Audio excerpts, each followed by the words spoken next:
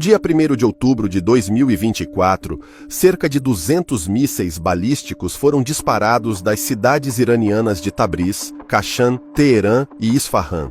Os alvos desses mísseis foram a base aérea de Nevatim, a base aérea de Tel Nof, a sede do Mossad em Tel Aviv e o Centro de Pesquisa Nuclear de Israel em Dimona. Em apenas 5 a 7 minutos, esses mísseis percorreram aproximadamente 1000 milhas e entraram no espaço aéreo israelense. Muitos dos mísseis foram interceptados pelo Sistema de Defesa de Israel, mas cerca de 32 mísseis atingiram a base aérea de Nevatim.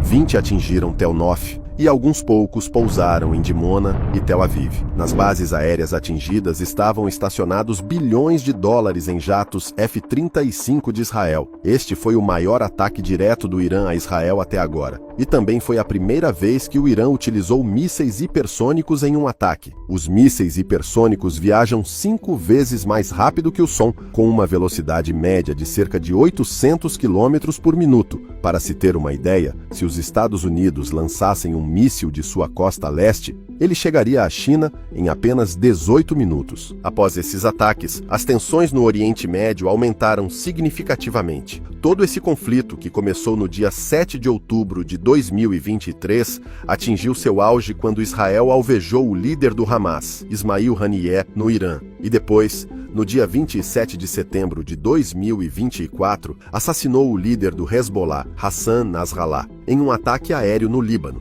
Como tanto o Hamas quanto o Hezbollah são proxies iranianos, uma resposta do Irã era inevitável. Em retaliação, Israel lançou ataques no sul do Líbano no dia 1º de outubro, e até hoje, caças israelenses continuam bombardeando Beirute, a capital do Líbano, que já foi conhecida como a Pérola do Oriente Médio. Neste momento, Israel está em guerra com quase todo o Oriente Médio. Em uma frente, está bombardeando Gaza sem descanso, enquanto, na frente norte, as forças israelenses entraram no Líbano e estão lutando ferozmente contra o Hezbollah. Israel está atacando o Líbano com até 1000 bombas por dia. No Nordeste, Israel está realizando ataques aéreos contínuos contra a brigada Fatih-1 na Síria. Por outro lado, ao sul da Península Arábica, os Houthis e Iemenitas bloquearam o Estreito de Bab el-Mandeb no Mar Vermelho e estão continuamente atacando navios israelenses, britânicos e americanos com drones. Agora, com o ataque direto do Irã a Israel, começou também um conflito direto entre Israel e o Irã. Com exceção da Arábia Saudita e dos Emirados Árabes Unidos, todo o Oriente Médio está atualmente em chamas, e esse fogo provavelmente se intensificará ainda mais. Os próximos alvos de Israel devem ser o Irã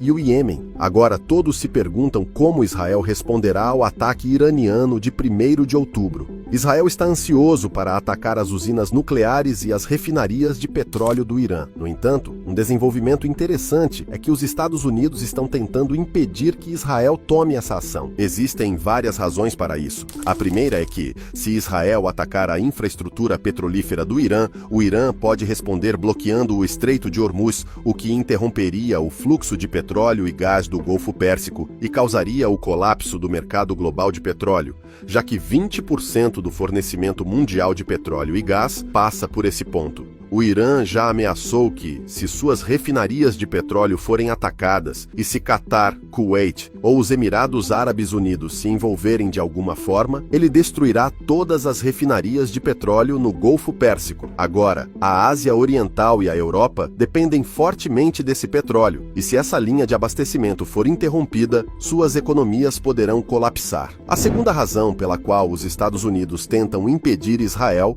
é política. As eleições norte-americanas estão próximas, e os democratas não querem que Israel lance ataques, pois isso provavelmente forçaria os Estados Unidos a se envolverem diretamente na guerra, o que poderia impactar negativamente os democratas na eleição, fazendo-os perder o voto árabe e muçulmano. Por outro lado, se os Estados Unidos não se envolverem na guerra, os eleitores judeus e pró-Israel podem não apoiar Kamala Harris. É por isso que Donald Trump agora apoia abertamente Netanyahu e o pressiona a atacar o Irã, ao mesmo tempo que pressiona a administração norte-americana a apoiar Israel. A administração Biden e o estabelecimento americano estão em uma posição difícil e parecem frustrados com Netanyahu. Na semana passada, quando Joe Biden foi perguntado se seu amigo Netanyahu estava manipulando as eleições americanas e deliberadamente impedindo um acordo de paz para beneficiar os democratas, Biden respondeu de forma indiferente, dizendo que não sabe o que Netanyahu está tramando, mas que Netanyahu deveria se lembrar de que ninguém fez mais por Israel em um único ano do que ele. Isso deixa claro que a administração Biden e o estabelecimento dos Estados Unidos sentem que Netanyahu os usou e que agora estão impotentes diante de Israel. É muito provável que Israel ataque o Irã antes das eleições americanas, com o objetivo de arrastar os Estados Unidos para o conflito. Se os Estados Unidos forem envolvidos nesta guerra, China e Rússia também se envolverão, e o conflito se expandirá de uma guerra entre dois países para uma guerra regional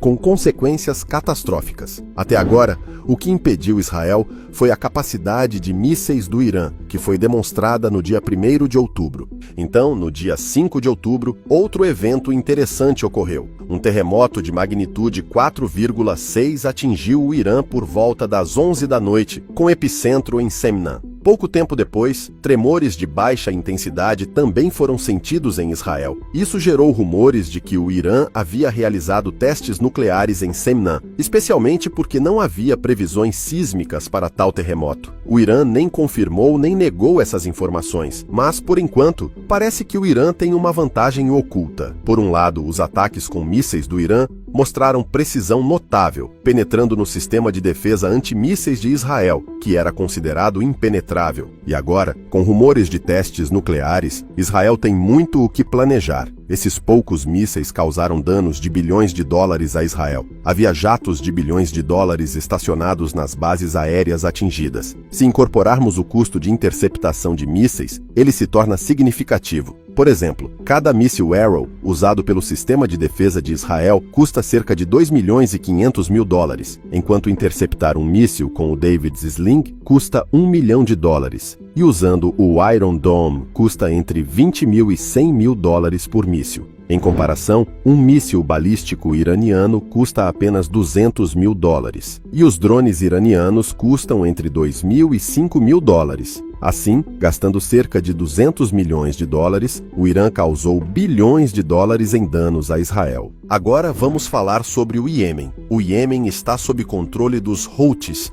apoiados pelo Irã. E desde que Israel começou seus ataques a Gaza, os Houthis iemenitas começaram a alvejar navios israelenses e americanos que passam pelo Mar Vermelho com drones. Em resposta, as marinhas americana e britânica realizaram frequentes ataques aéreos no Iêmen. No entanto, o problema é que sempre que os Estados Unidos ou seus aliados atacam o Iêmen, no dia seguinte, o Iêmen retalia, atingindo um navio de contêineres e causando bilhões de dólares em danos aos países ocidentais. Até setembro de 2024, esse conflito estava relativamente controlado, mas, no dia 17 de setembro, algo aconteceu que acendeu um sinal de alerta para Israel e para os Estados Unidos. Os Houthis iemenitas dispararam um míssil hipersônico contra a capital de Israel, Tel Aviv, atingindo o aeroporto e causando danos significativos. A uma distância de cerca de 1.200 quilômetros entre o Iêmen e Israel. E o míssil hipersônico percorreu essa distância em apenas alguns minutos. Ninguém esperava que o Iêmen possuísse mísseis hipersônicos, e isso deixou claro que a tecnologia militar tem sido transferida suavemente do Irã para o Iêmen. Isso levou à realização de que o Iêmen pode representar uma ameaça ainda maior para Israel do que o Hezbollah ou o Hamas, já que o Iêmen também controla um ponto crucial do comércio global. Ninguém sabe exatamente quantos mísseis hipersônicos o Iêmen possui, tornando essa questão uma área cinzenta sem respostas claras. No contexto desta grande guerra no Oriente Médio, surge a questão final. Arábia Saudita, Emirados Árabes Unidos e Catar também se envolverão no conflito? Até agora, Arábia Saudita e Emirados mantiveram-se neutros, em grande parte por razões políticas. Os Houthis iemenitas, o Hezbollah e o Hamas são todos grupos militares apoiados pelo Irã, e tanto a Arábia Saudita quanto os Emirados veem esses grupos como uma ameaça aos seus regimes autocráticos. Por isso, não condenaram abertamente as operações de Israel contra o Iêmen e o Hezbollah. No entanto, as coisas podem mudar drasticamente. Se Israel alvejar as usinas nucleares e os campos de petróleo do Irã, a resposta do Irã poderá incendiar todo o Oriente Médio. Mas como e por que essas guerras no Oriente Médio começaram? Fizemos um vídeo detalhado respondendo a essa pergunta de uma perspectiva histórica, explicando por que há conflitos constantes nessa região. Por enquanto, todos os olhos estão voltados para a resposta de Israel e para as eleições dos Estados Unidos. Acreditamos que Israel irá intensificar esse conflito antes das eleições, e essa guerra entre Israel e Irã pode se transformar em um conflito regional, atraindo outras potências mundiais. As coisas não parecem boas para o mundo neste momento. Só podemos esperar e rezar para que o mundo caminhe em direção à paz. À medida que a situação geopolítica se desenvolve, continuaremos a fornecer mais atualizações sobre o Oriente Médio. Até lá, cuidem-se.